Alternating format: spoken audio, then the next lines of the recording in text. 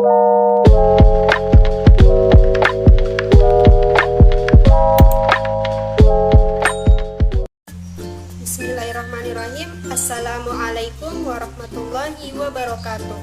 Perkenalkan, nama saya Sri Gusdiani dari kelas 1C Program Studi Pendidikan Ekonomi Fakultas Tarbiyah dan Keguruan Universitas Islam Negeri Sultan Syarif Qasim Riau.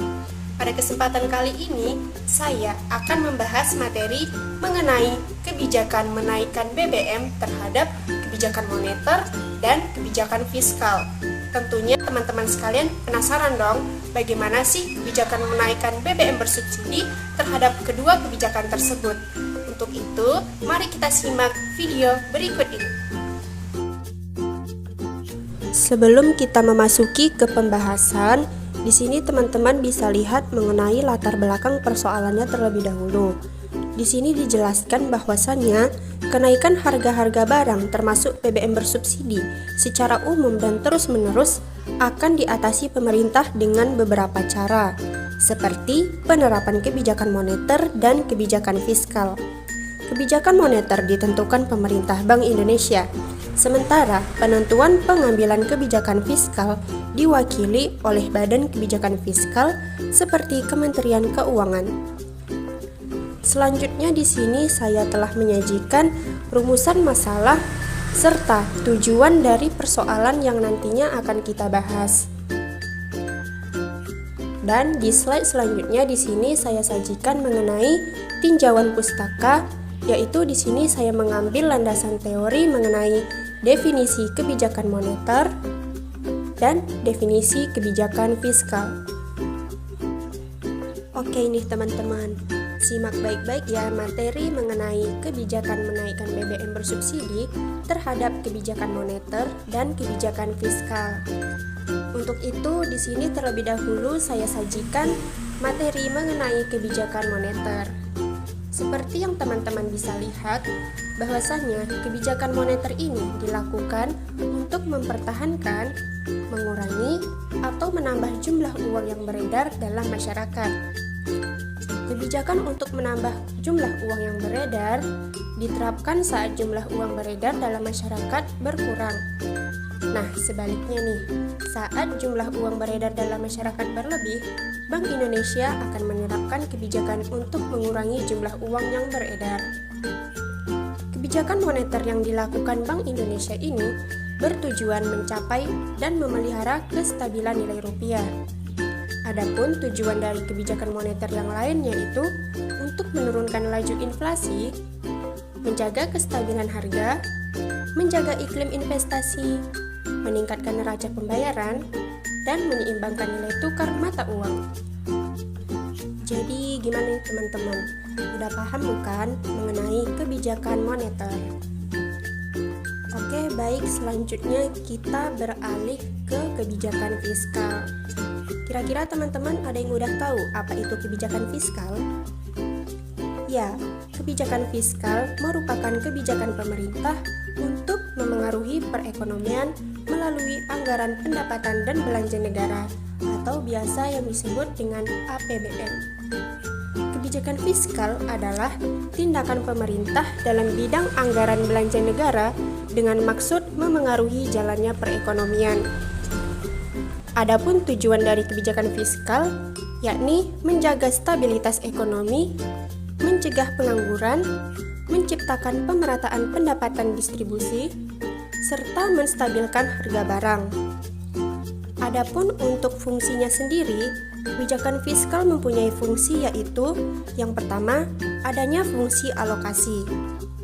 Nah, untuk fungsi alokasi ini berkaitan dengan pengalokasian faktor-faktor produksi ke masyarakat secara efisien.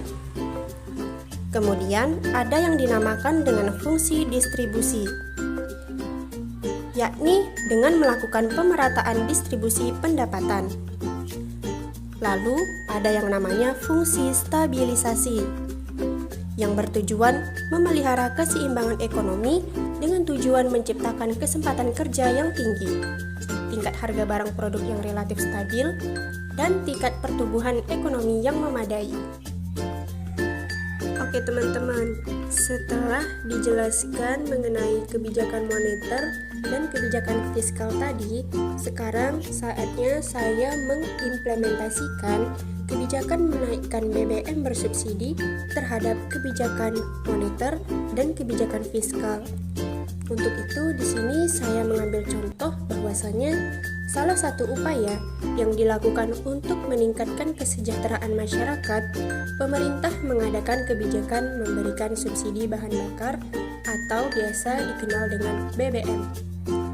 Adapun subsidi BBM dapat diartikan sebagai bayaran yang harus dilakukan oleh pemerintah kepada Pertamina dalam simulasi di mana pendapatan yang diperoleh Pertamina dari tugas menyediakan BBM di tanah air lebih rendah dibandingkan dengan biaya yang dikeluarkan.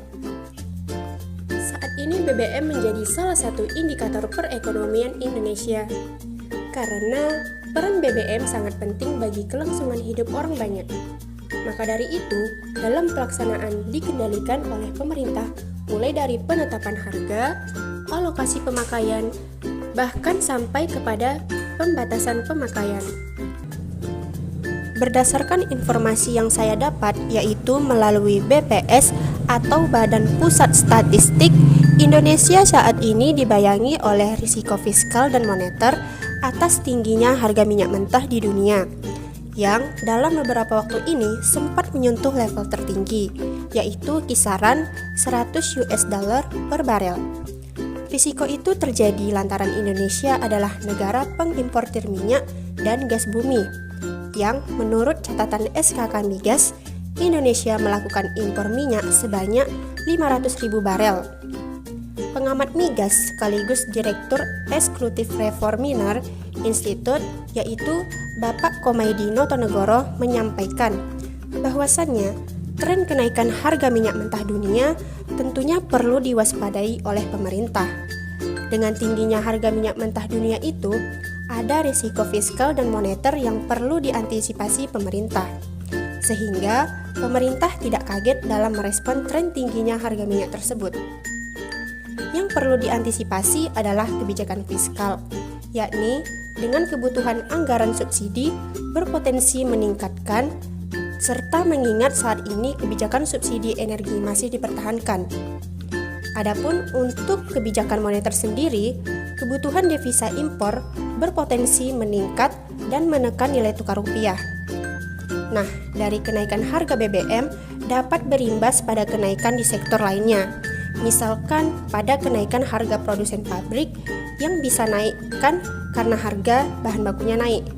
Inilah yang menyebabkan hubungan antara kebijakan moneter dan kebijakan fiskal terhadap naiknya harga BBM, yang mana kenaikan tersebut mempengaruhi pada sektor-sektor lainnya yang ikut naik. Jadi, itulah tadi materi mengenai kebijakan menaikkan BBM bersubsidi terhadap kebijakan moneter dan kebijakan fiskal. Sehingga dapat disimpulkan bahwa kenaikan harga BBM bersubsidi termasuk salah satu gejala dari inflasi, yang mana gejala tersebut mempengaruhi komoditi-komoditi lain sehingga barang dari komoditi lain ikut naik. Adapun salah satu cara untuk mengatasi dari kenaikan harga BBM tersebut yaitu melalui kebijakan moneter dan kebijakan fiskal. Adapun saran yang dapat saya berikan terkhususnya kepada pemerintah agar dapat meningkatkan efektivitas dalam rangka menjalankan stabilisasi kebijakan moneter dan kebijakan fiskal. Baiklah, sekian video presentasi dari saya. Semoga apa yang saya sampaikan dapat bermanfaat buat teman-teman sekalian. Untuk itu, jangan lupa untuk like, comment, and subscribe karena itu semua dapat membantu dalam penilaian penugasan kuas saya. Saya Sri Gustiani, pamit undur diri. Mohon maaf apabila terdapat kekurangan dan kesalahan. Wassalamualaikum warahmatullahi wabarakatuh. See you next time. Bye-bye.